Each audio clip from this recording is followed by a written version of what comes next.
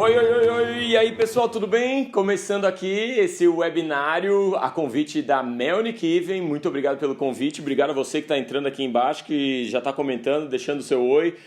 Obrigado pelo carinho, obrigado pela companhia. Eu sou o Marcos Pianges, estou aqui do lado da Lola. Dá um oizinho, aí a Lola vai estar aqui, por aqui, afinal de contas estou gravando na minha casa.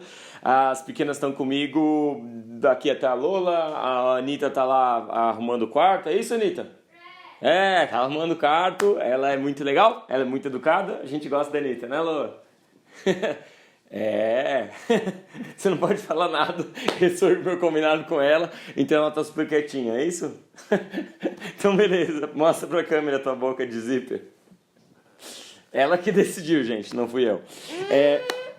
Não, eu pedi, mas eu não decidi assim, tipo, boca de zíper, mas beleza, pra mim é ótimo. Obrigado. Nesse webinar a gente vai estar conversando sobre criação de filhos, criação de filhos moderno, né? Como que a gente cria filhos nesta época do mundo, da vida. A gente vive uma época que é a primeira geração que tem o impacto de verdade da internet. Nós somos a primeira geração, ou a última geração que viu o mundo sem internet. A nossa geração ainda tem um aspecto muito nostálgico de uma vida distante de tecnologias, uma vida que é também distante da realidade. Acaba que hoje em dia as crianças, adultos, você provavelmente, a gente está aqui utilizando uma ferramenta tecnológica, se utilizam de ferramentas tecnológicas para trabalhar, para o lazer, para aprender línguas, para meditação, para exercícios e muitas vezes também acabam perdendo muito tempo em redes sociais. A gente vai falar sobre isso, sobre o impacto da tecnologia. A gente vai falar um pouco sobre a falta de tempo que o pai moderno, que a mãe moderna tem hoje em dia. Um pouquinho também sobre educação de filhos, escolas, dinheiro, essa obsessão que nós homens temos por sustentar a casa e ficar desesperado toda vez que o nosso trabalho é colocado em xeque ou a nossa posição de provedores é colocada em xeque. E aí vou mostrar algumas dicas de livros, alguns dos livros que a gente mais gosta, que a gente tem aqui em casa. Eu sou um cara que leio muito livro e-book, né? Muito livro no Kindle, então não vai dar para mostrar todos fisicamente. O mais legal é mostrar ali eu prefiro o livro, eu acho o livro muito mais legal mostrar na mão, assim, tudo que a gente, enfim, anotou, leu, sublinhou, amassou. Eu acho que o livro é de fato uma plataforma interessante e acho que eu vou fechar a porta porque tem um barulho de máquina aqui, só um pouquinho. Vamos fechar a porta.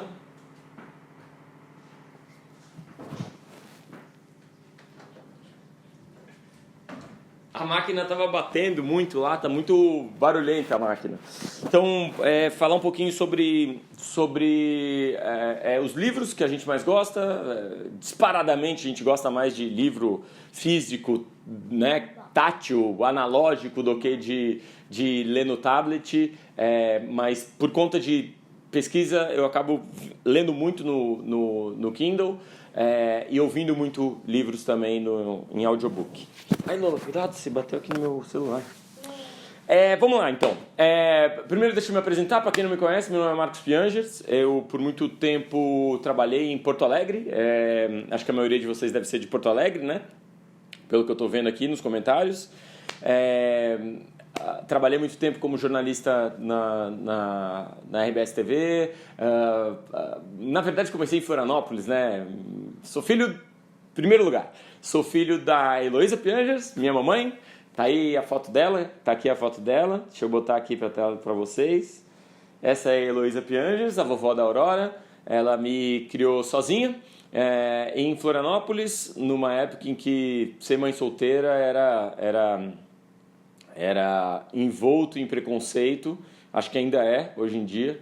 Mas pelo menos hoje em dia a gente tem grupos de Facebook e grupos de amigos, né, que formam um ninho maior. Foi o que aconteceu com a minha mãe naquela época. Ali no começo dos anos 80 ela teve um ninho de amigas que estavam ali estudando nutrição junto com ela e que são nutricionistas junto com ela e tudo mais. E eu me lembro de crescer pequenininho e estar rodeado de amigas da minha mãe sempre rodeada de amigas que ajudaram ela a passar pelo perrengue de criar um filho sozinho. né? A minha mãe, ela teve que sustentar todas as questões da casa, então a questão financeira foi sempre muito pegada lá em casa. Ela teve que participar de todas as questões educacionais, então eu me lembro de várias vezes que ela chegava atrasada em reuniões e em apresentações escolares. Hoje em dia que eu sou pai, eu super entendo ela. Na época era super difícil e doloroso acompanhar as dificuldades que ela passava para estar na escola e para estar nas apresentações. Enfim, é duro, eu acho, para uma criança não ser uma criança comum. Eu acho que toda criança que sai um pouquinho da normalidade sofre no ambiente escolar com a vontade de se enquadrar. Então isso vale para, acho que todo tipo de criança. Na minha situação, o que eu mais queria era ter um pai para poder ter o que todo mundo tinha. Então no Dia dos Pais estava lá todo pai de todo mundo. Acontecia de reunião de pais, estava lá um pai ou outro. Ia na casa dos amiguinhos meus, estava lá sempre o pai e a mãe e tal. Então a criança, ela quer se enquadrar. Quando uma criança pede para você uma mochila que todos os amigos têm, ou quando o seu filho pede um tablet ou um celular, porque todos os amiguinhos deles já estão usando celular, na verdade é só um anseio, uma vontade da criança de se enquadrar, de se normalizar e de, ao se normalizar, não se sentir vulnerável. Quando a gente é diferente, a gente é vulnerável e a gente demora muito tempo para entender que a vulnerabilidade ela é comum. Todo mundo é vulnerável. Todo mundo que pode parecer perfeito, bonito, elegante, inteligente, o melhor aluno da turma, ele também se sente vulnerável em alguma área da vida dele. Mas as crianças demoram para entender isso e me parece que muitas vezes a escola não é o ambiente mais saudável em termos de apoio à criança que é diferente. E, enfim, senti um pouco desse desconforto. Minha mãe tocava a vida, ela se relacionou com um homem que fugiu, né? Mudou de cidade, não quis saber da participação na gravidez e na criação da criança, no caso eu. E nesse processo, minha mãe me criou, a gente morando em Florianópolis, estudei na Escola Técnica Federal, escola pública que agora se chama Cefet e tal, lá em Florianópolis, me formei em edificações. E aí o meu sonho era fazer publicidade, mas o curso de publicidade não tinha de graça, né, na escola pública, na escola federal, na Universidade Federal. Então eu tive que fazer jornalismo, porque era o mais próximo de publicidade. E acabei entrando no curso da UFSC super bem, porque a minha mãe descobriu um cursinho em que o cursinho era super barato, você pagava tipo, sei lá, R$50 por mês, e quem dava aula no cursinho eram professores, que eram alunos dos cursos da universidade. Então, se eu tinha aula de matemática, quem estava me dando aula era um aluno do curso de matemática da UFSC. E era interessante, porque as aulas eram na própria UFSC, eu já conhecia o campus e já conhecia alguns professores e algumas pessoas que estudavam lá, e aquilo foi me dando confiança. Fiz o vestibular da UFSC, passei super bem e entrei para o jornalismo. Opa, a Lola quer me falar um negócio. Tá. Só lembrando vocês que o joelho da Lola sempre vai aparecer de vez em quando na ponta do vídeo e tal, né, Lola? Às vezes vai ser um joelho, às vezes vai ser uma mãozinha e por aí vai. No curso de jornalismo, primeiro dia de aula, quem é que estava sentado lá na frente, no curso?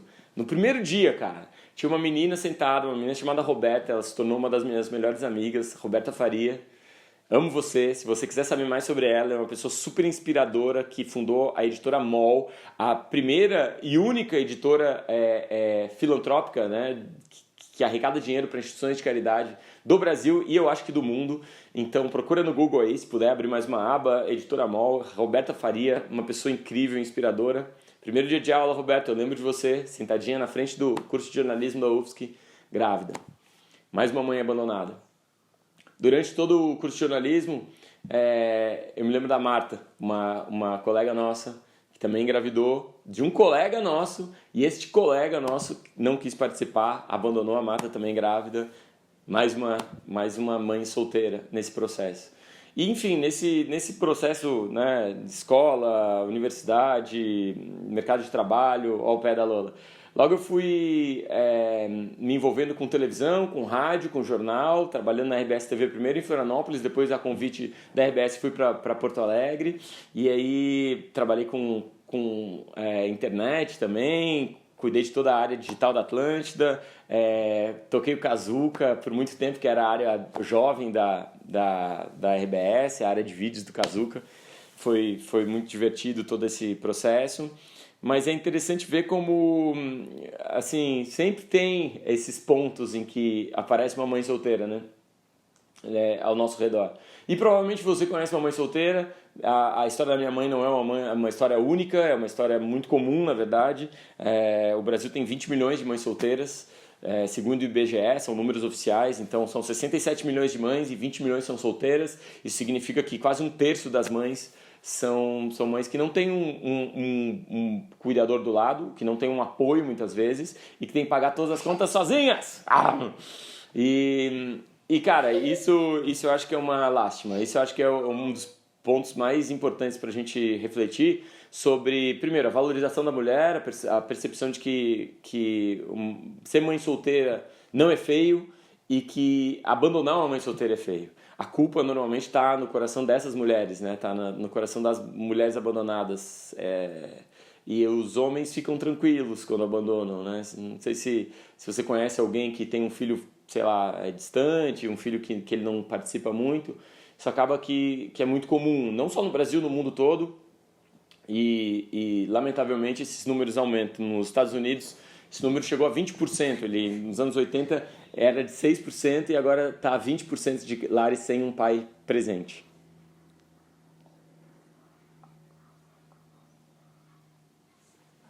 Oi? Ah, tá. Tá. E, claro, tem algumas ocasiões que acontece separação, né, de pais, de mãe e pai. E a melhor dos mundos é quando o pai e a mãe continuam amigos e estão por perto e estão trocando a experiência da criação do filho de uma forma saudável. E acho que isso é muito, muito importante. Vamos lá, então. Trabalhando como jornalista aí em Porto Alegre e tal, antes um pouquinho, a gente morava em Florianópolis. A minha esposa, ela descobriu que estava grávida. A Ana descobriu que estava grávida. Da Anitta, nossa primeira filha. Se a Anitta quiser aparecer, pode aparecer. Nesse processo, nesse momento, foi um momento muito impactante para a Ana. Para mim foi muito feliz. Eu sempre quis ser o pai que eu não tive, eu sempre quis ter filho para ter a experiência de substituição, de ser alguém que tem um carinho, um amor, uma presença que, no caso do meu pai biológico, ele não fez por mim. Poder substituir isso é também uma espécie de cura de trauma. Quando eu tô com as minhas filhas, na verdade eu tô me sentindo elas. Eu tô me sentindo eu mesmo, né? Do tamanho delas, recebendo abraços e carinhos e beijinhos e dormindo junto na mesma cama de vez em quando. Então é uma espécie de substituição e de cura de tudo aquilo que eu sentia falta quando eu era pequeno. Um amigo meu, o Thiago Queiroz, de um site chamado Paizinho Vírgula, se você quiser abrir mais uma aba no seu navegador, abra aí, Paizinho Vírgula, procure no Google. Ele me contou uma história que eu achei muito bonita e que eu acho que é bem emblemática. Quando o filho dele, um dia desses, caiu e ralou o joelho, ele na hora viu o filho chorando, desesperado, e lembrou de quando o Thiago, quando ele, o pai, caía e se ralava todo, ele lembrou do que o pai dele dizia. E o pai dele dizia: levanta, cara, homem não chora, homem não sente dor, homem é forte. Que é essa prisão que muitas vezes nós homens, a gente se deixa envolver, né? Essa armadilha, essa máscara que a gente tenta colocar achando que a gente é fraco quando a gente chora ou quando a gente expressa os nossos sentimentos. E esse comportamento só nos afasta da família, só nos afasta das nossas mulheres, das nossas filhas, nossos filhos, do casamento e tudo mais. Lindona. Senta aqui, linda. Você é muito fofa. E aí o Tiago disse assim que quando ele viu o filho dele chorando e com o joelho ralado, ele resolveu quebrar o ciclo, não falar o que o pai dele falava para ele, se abaixou, abraçou o filho, criou conexão, chorou junto com o filho e disse: pode chorar, filho, porque eu sei que dói. Eu senti essa dor aí, eu sei que dói. Chora porque o homem chora, o homem sente. E enquanto o Tiago abraçava o filho, o Tiago abraçava ele mesmo, né? Ele curava a própria dor do Tiago. Então eu acho que os filhos têm esse poder, têm essa chance da gente fazer diferente, da gente quebrar ciclos, da gente ser melhor que os nossos pais, da gente ser melhor que a nossa mãe, da gente ser melhor que o nosso pai que abandonou. E espero que os nossos filhos sejam melhores do que a gente. É essa chance também que a gente dá para eles ao educar eles de uma forma diferente.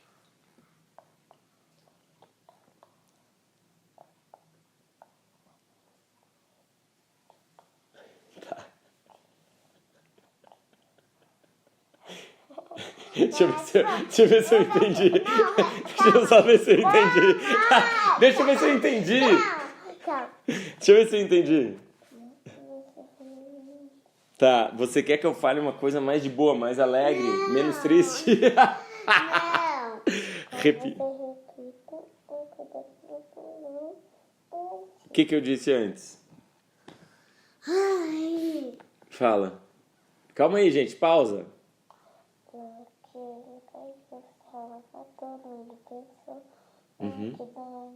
Entendeu? Isso aí, vou repetir então a história. Porque é bonito. É bonita a história. A criança caiu e o pai decidiu não brigar com a criança, abraçar a criança, criar conexão e dizer: você pode chorar, a criança chora, o homem chora, e o homem que se comunica através de emoção é um homem mais equilibrado, é um homem mais feliz. É isso, né, filhote? Ih! Precisa falar assim tão rápido. Porque de tudo que você falou, não assim. Tá bom. Vamos lá. Quando minha esposa me disse que estava grávida, eu fiquei, portanto, muito feliz. Ela não ficou tão feliz. A Ana é uma mulher poderosa, bem resolvida, empoderada, saiu de casa cedo, sempre ganhou o dinheiro dela. E para ela, engravidar não era uma vontade muito grande. E ela não queria passar por essa situação que muitas mulheres passam ao engravidar, de ser jogada para 1950 e do nada, de novo, ter que lidar com todas as questões relacionadas a preconceito, mudanças fisiológicas, mudanças profissionais. Ela estava num processo de seleção na faculdade e, por conta da gravidez dela, não foi aceita, né, na faculdade. Só um pouquinho, Lola. Tá bom? Só um pouquinho, 1 minuto. Por conta de ter engravidado, não foi aceita. Então, profissionalmente, ela sofreu impacto. Socialmente, não tinha nenhuma amiga com filho. Faltou amiga ali, faltou gente para poder conversar. Uma vez me disseram: nasce um filho, nasce um blog de mãe. Que, na verdade, é essa busca, essa vontade da mãe, do pai, de se comunicar, de falar sobre esse assunto, de falar sobre a criação dos filhos. Filhata, só um pouquinho. Tá.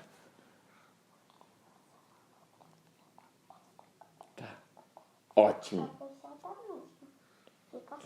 Tá bom. Ótimo. Perfeito.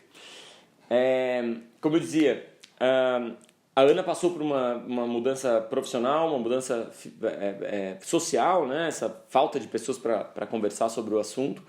E uma mudança fisiológica, óbvio. O corpo dela toda mudou. E enquanto ela passava por todas essas mudanças, eu confesso que para mim eu não fui um cara que participou, e se eu puder dar qualquer dica para qualquer homem hoje, eu daria: participe da gravidez. Esses 9 meses são decisivos para te preparar para uma mudança de rotina que vem aí ao final desses 9 meses. Daqui a pouquinho a Lola vai falar uma dica. Nesse processo todo eu fiquei um pouco distante e a Ana passava por todas essas mudanças. No dia do parto, eu me lembro da gente ir pro falar com o médico, foi cesariana, e a Ana bem resolvida, querendo fazer cesariana mesmo. E no momento... Pode ser. Quer falar uma dica? Pode falar.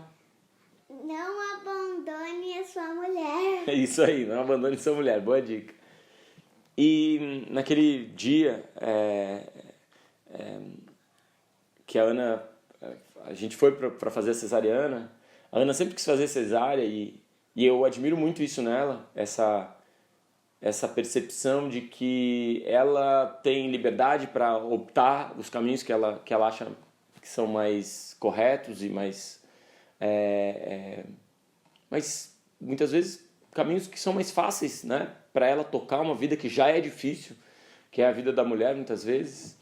Então, isso é algo que eu aprendi muito com a Ana, sobre como não ter culpa, como as mulheres, elas têm muitas vezes muita culpa, né, se fazem cesariana, se não é um parto natural, humanizado, se não conseguem amamentar por muito tempo, se tem que voltar ao trabalho. E a Ana fala muito sobre isso, a minha esposa, sobre como a culpa afasta a mulher de uma felicidade, porque a ideia é a mulher que tem culpa, ela vai querer fazer tudo, ela vai querer trocar todas as fraldas e dar todos os banhos e lavar todas as louças, porque ela tem culpa, ela quer ser aquela mulher perfeita que ela nunca vai conseguir ser. E acho interessante como a culpa também afasta os homens, né, da criação do filho. Então, se a mulher tem culpa, ela quer fazer tudo, o homem acaba ficando de lado e aí o homem não participa dos momentos mais difíceis, porque ter filho é difícil, é um perrengue, é complicado. Então, acho que o mais legal ainda é quando o homem participa e, ao participar, a mulher respeita também a forma como o homem faz. Porque, ao mesmo tempo, eu vejo muitas mulheres, tipo, caçoando, ou dizendo, ai, meu marido coloca o tip-top todo ao contrário, meu marido troca as meias, ai, meu Deus, que vergonha, ele levou meias erradas para a creche, que de novo, é uma culpa, uma vontade nossa de ser pai perfeito, de ser pai perfeito para os outros, né, de ser mãe perfeita para os outros. E sem perceber que a construção familiar ela é feita numa família em que tem 2 cuidadores, a 2, né? Então, respeitar a forma como homens dão de comer, tomam banho, põem roupa, é também respeitar a forma como o homem está descobrindo e aprendendo nesse processo. A gente aprende muito quando a gente vira à noite, leva no pediatra, participa dos grupos de WhatsApp da escola. A gente aprende muito quando a gente lava a louça, limpa o chão, quando a gente troca a fralda, quando a gente leva na creche. A gente aprende e a gente se apaixona. Esses são os momentos que a gente cria conexão afetiva com os nossos filhos. São os momentos que a gente cria, uma espécie de pavimento para o resto da vida, para uma conexão que vai durar para sempre.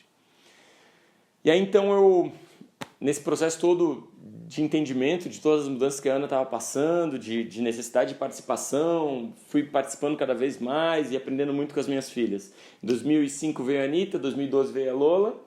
A Anitta tem 12 anos, a Lola tem 5. E nesse processo várias famílias também me mandam suas histórias. E se você quiser deixar algumas histórias, pode deixar aqui no comentário. As histórias, tem muitas histórias super legais. Uma das que eu mais gosto está no livro Papai é Pop. Cadê? Aqui o Papai é Pop. É uma história que fala de uma criança que estava no banco de trás com a vovó dirigindo, e a criança disse, vovó, o que é aquilo ali, aquele adesivo de santo ali no painel? E a vovó disse, é um santinho, a gente coloca ali o santo para nos proteger, para que aquele santo nos proteja caso a gente bata o carro. E a criança no banco de trás, que legal, vovó, porque no carro da mamãe é um balão que sai do painel, que nos protege, não deixa a gente se machucar, o airbag, né? E a criança estava, enfim, confiando mais no airbag do que no santinho. Bom, já que eu peguei o Papai é Pop, vou dar algumas... esse foi o livro que eu escrevi, com uma compilação de crônicas relacionadas à paternidade. Depois veio o Papai é Pop 2, depois veio A Mamãe é Rock, que é o livro da Ana, da minha esposa. Esse ano vai ser lançado A Mamãe é Punk, o novo livro da Ana. A gente tem outros livros aqui para quem gosta de crônicas. Tem esses livros aqui. Esse cara é demais. Esse cara aqui se chama Pedrinho Fonseca. É um livro chamado Do Seu Pai. É um livro incrível. Procura ele no Instagram, Pedrinho Fonseca.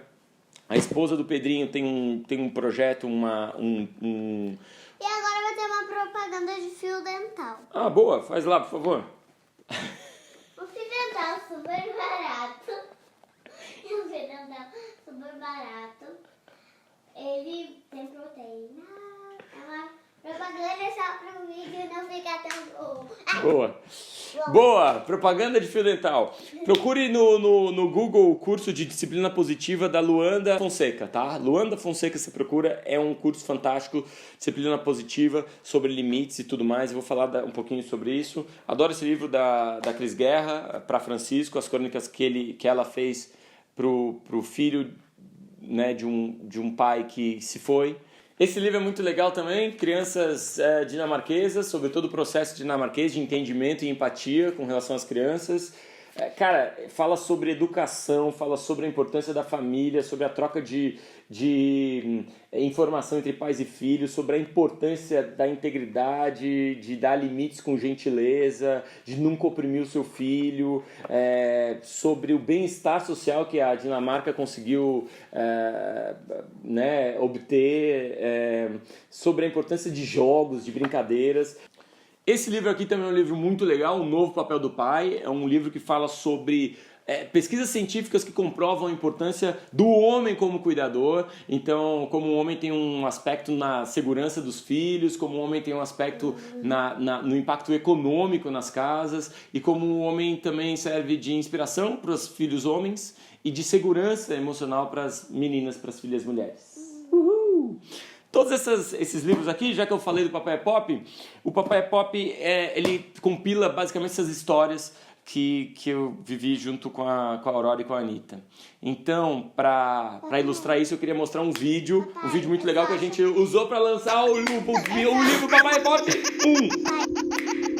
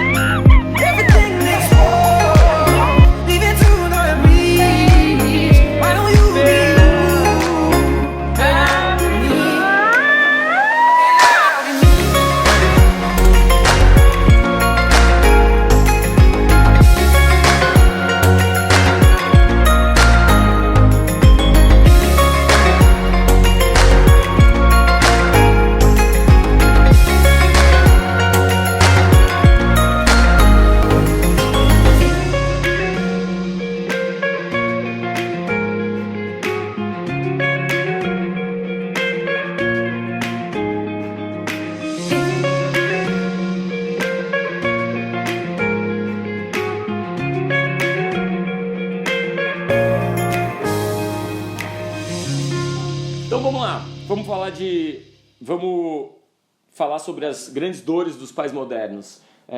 Se você entrar lá em piangers.com, né, no papaipop.com.br, você vai ver super escondidinho uma enquete que eu fiz. Mais de 2.000 pessoas responderam e quais são as suas maiores demandas, suas maiores dores, as maiores dificuldades hoje em dia. E as grandes dores do pai moderno: primeiro, tempo; segundo, dinheiro, preocupação com dinheiro. Muito próximo ali todas essas preocupações, tá? Mas tempo, dinheiro, limites e tecnologia. São as 4 grandes dores do pai moderno. E aí é importante perceber que todo homem, quando descobre que vai ser pai, se preocupa com grana, né? Acha que grana é a coisa mais importante do mundo, quando na verdade grana é muito importante, é aquilo que vai viabilizar, né, o seu equilíbrio, a sua segurança para a sua família e para você. Mas muitos homens acham que o dinheiro e que no momento que você engravida, você tem que ganhar mais dinheiro. Isso não é verdade. No momento que você engravida, você tem que estar perto da sua esposa, você tem que estar participando da gravidez, você tem que estar por perto nesse processo que é doloroso e difícil para a mulher e que o homem pode ajudar muito. Ele pode contribuir muito nesses 9 meses de gestação e depois nos primeiros anos de vida do bebê. Ele pode contribuir muito dividindo as tarefas, não só relacionadas ao bebê, mas dividindo as questões em casa. Então, dar uma desacelerada no trabalho é importante nessa época. É o contrário do que a maioria dos homens faz, né? A maioria dos homens acelera, pensa, preciso ganhar mais dinheiro, preciso trabalhar mais. E é justamente o contrário. Você deveria dar uma desacelerada, deveria pedir para o seu chefe compreensão, para os seus colegas de trabalho compreensão, porque esse primeiro ano é um ano muito difícil, desafiador e decisivo para a criação do seu filho. A primeira infância é a época mais importante, em que você vai dar mais segurança, mais construção emocional para o seu filho e para sua filha. 90% das conexões neurais, 90% da formação cerebral acontece durante a primeira infância. Por isso que é tão importante estar por perto, é tão importante do homem estar criando esse vínculo afetivo, é tão importante para o homem estar dando mais importância para a aproximação pai e filho do que para simplesmente se esconder no escritório. Muitos homens fazem isso, eu vejo amigos meus fazendo isso, correndo para o escritório e fugindo da treta que é ter filho, fugindo da treta que é cuidar de uma criança. Então, primeiro é dinheiro, né? Segundo, a questão da tecnologia. A questão da tecnologia hoje em dia é assustadora. A gente tem uma sociedade que infelizmente está viciada no uso da tecnologia. A gente está o tempo todo no celular e é algo que aqui em casa a gente tenta equilibrar. A gente não tem iPad aqui, a gente não vê TV aberta, não tem TV a cabo, vê televisão de vez em quando e tenta entender esses processos de uma maneira mais clara. Um dos problemas do uso da tecnologia, primeiro, é que o tempo que você tem livre, que você reclama que não tem, você está gastando em redes sociais ou em Candy Crush. Um grande problema é que a gente usa 3 vezes mais aplicativos que nos deixam mais tristes do que mais felizes. Esses são dados de um livro chamado Hooked, um fantástico livro que fala só sobre como a tecnologia nos vicia. Esses dias eu expliquei para a Anitta como milhares de engenheiros hoje em dia estão no Vale do Silício, em vários lugares do mundo, comprometidos a nos viciar no celular. E aí a Anitta disse, pai, eles são do mal. Na verdade, eles estão ali buscando grana, mas é importante que a gente entenda que se a gente ficar muito colado no newsfeed do Facebook, se a gente ficar mergulhado no Instagram, trocando o sorriso do nosso filho pelo sorriso, né, do filho de outras crianças, trocando uma viagem bonita que a gente está fazendo pela viagem de outras pessoas, a gente vai estar desperdiçando a vida, vai estar desperdiçando as coisas mais importantes da vida. Eu adoro essa foto aqui porque é uma foto que mostra bem a diferença de expectativa e realidade. Quanto mais você viver dentro de uma rede social, mais você vai ver que a realidade é muito diferente daquilo que as pessoas mostram nas redes sociais. O filho de todo mundo é perfeito, você vai ter sempre a impressão de que o filho dos outros sabe mais, aprendeu a ler antes, sabe matemática, é mais inteligente, mais educado, mais esperto. Você vai ter sempre essa impressão, essa angústia de viver uma vida que é uma vida pior do que a dos outros, sem perceber que a vida dos outros nas redes sociais é uma vida de mentira. Então não se baseie na vida dos outros, não compare a sua vida com a vida dos outros e tente viver a sua vida. Tente largar um pouquinho os aplicativos que nos levam para esse caminho, as redes sociais, joguinhos, e tente usar essa fantástica tecnologia, essa fantástica ferramenta que é o celular, para usar aplicativos de línguas, aprender outras línguas, meditação, aplicativos que nos deixam mais felizes, que nos deixam mais realizados, aplicativos que nos ensinam alguma coisa e que nos transformam em pessoas melhores. Eu adoro essa foto, a vovó estava solitária, então vamos visitá-la, e é triste perceber que muitas crianças hoje em dia nascem assim.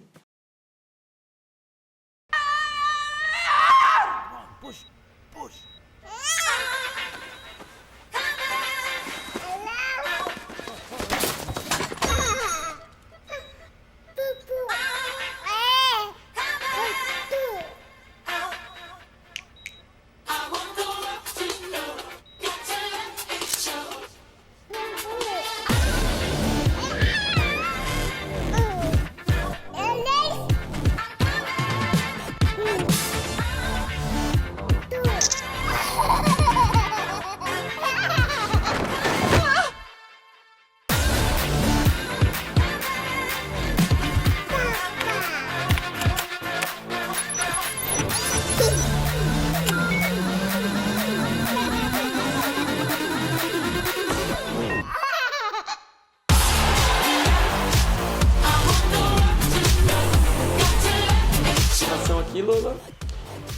Bom, como é que a gente faz aqui em casa pra evitar isso? Pra evitar que a Aurora e a Anitta sejam, totalmente viciadas em tecnologia. A gente tenta estimular muito a criatividade delas. A gente estimula muito leitura e isso é comprovado cientificamente. Quanto mais um pai e uma mãe leem para os seus filhos, mais eles estimulam criatividade e imaginação.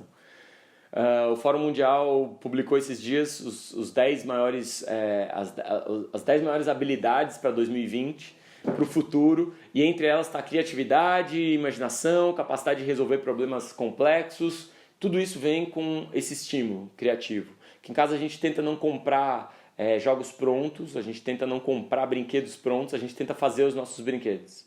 A gente adora fazer os nossos jogos de tabuleiro, como esse daqui. Então, quando faz um jogo de tabuleiro, você pode colocar o seu próprio, o seu próprio universo. Então, ali está a Prof. Bela, está ali o Colégio Americano, que as meninas estudaram aí em Porto Alegre. Então, quando você cai no Colégio Americano, você volta lá para casa da professora Bela. Quando você cai na professora Bela, você tem que falar em francês.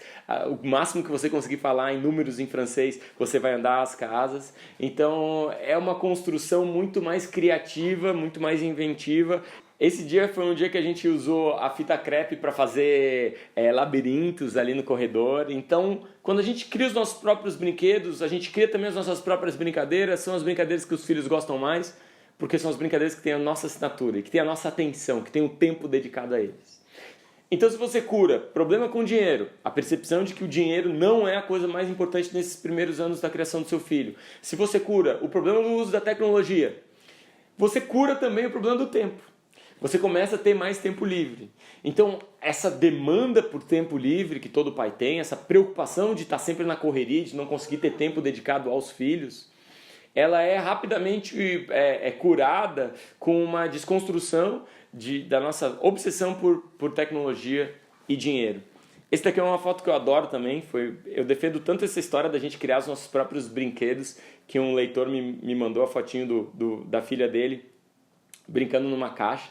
E muitos leitores me mandam isso, tipo, como eles também criam seus próprios brinquedos. Se você cria o seu próprio brinquedo, deixa aí nos comentários, vai ser um maior prazer. Queria dar algumas dicas de livro, além daqueles livros de crônica. Se a gente vai falar de limites, tudo que você puder ler sobre disciplina positiva vai te ajudar. Se você está perdido e não sabe qual é o momento de dizer não e dizer sim para o seu filho, qual é o momento de impor limites na relação com tecnologia, tudo que você lê sobre disciplina positiva, esse curso da Lua, se você procurar, o próprio Thiago Queiroz fala muito sobre disciplina positiva no Paizinho Vírgula. O que tem mais? Tem um livro chamado Disciplina Positiva.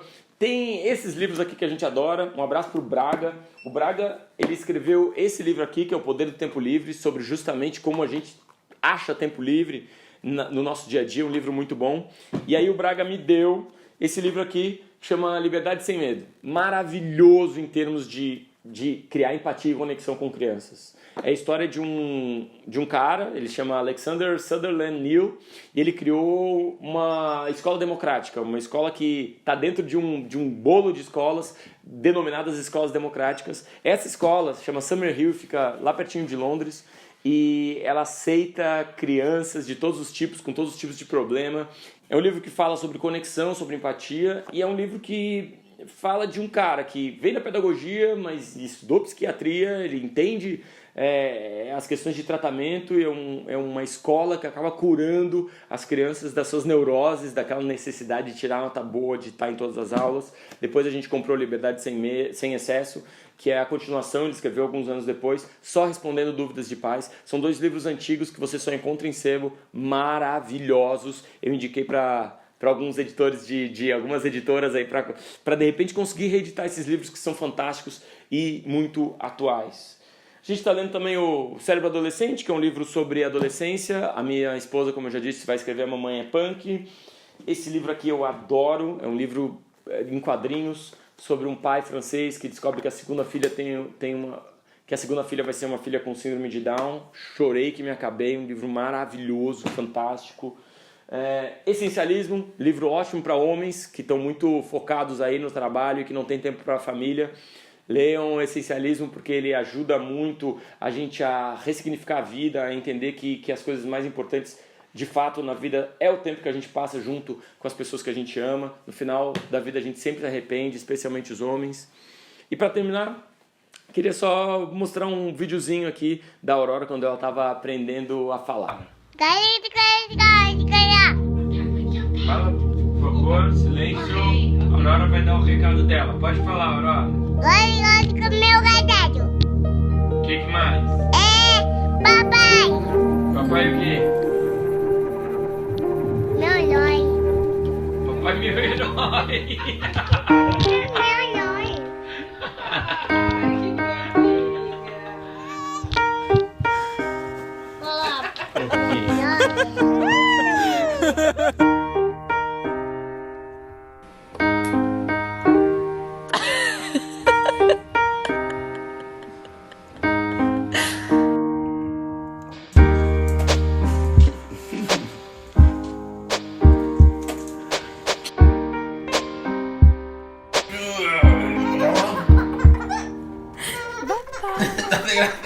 And I can't change, even if I try, even if I wanted to. And I can't change, even if I try, even if I wanted to.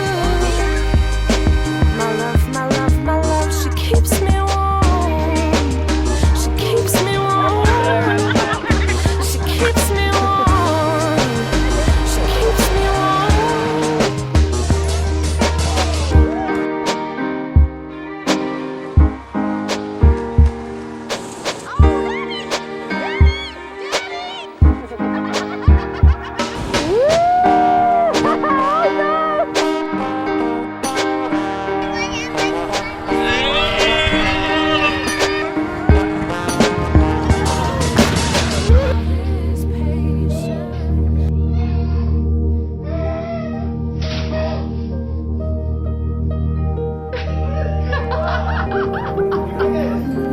Bom, pessoal, esse foi o nosso webinar. Espero que vocês tenham gostado. A gente termina aqui com mais um toque da Melnick, desse novo empreendimento da Melnick, que vai mostrar algumas das características desse novo empreendimento e que são características que tem tudo a ver com aquilo que a gente estava falando, sobre a nossa necessidade de ter mais tempo, da nossa necessidade de se conectar mais com a nossa família, de entender que se a gente gastar menos tempo no trânsito, se a gente gastar menos tempo no trabalho, a gente vai poder passar mais tempo com as pessoas que a gente gosta e que curando essas questões relacionadas à tecnologia, à obsessão por dinheiro, a gente vai estar tendo uma vida mais equilibrada e mais feliz, uma vida mais próspera, mais equilibrada, mais realizada. Eu defendo sempre isso, que homens e mulheres, eles podem achar realização na criação de um filho. É a nossa obra-prima, é aquilo que mudou a nossa vida, que fez com que a gente visse o mundo de uma outra forma e eu acho que é um período rico demais para ser desperdiçado. Muito obrigado pelo carinho.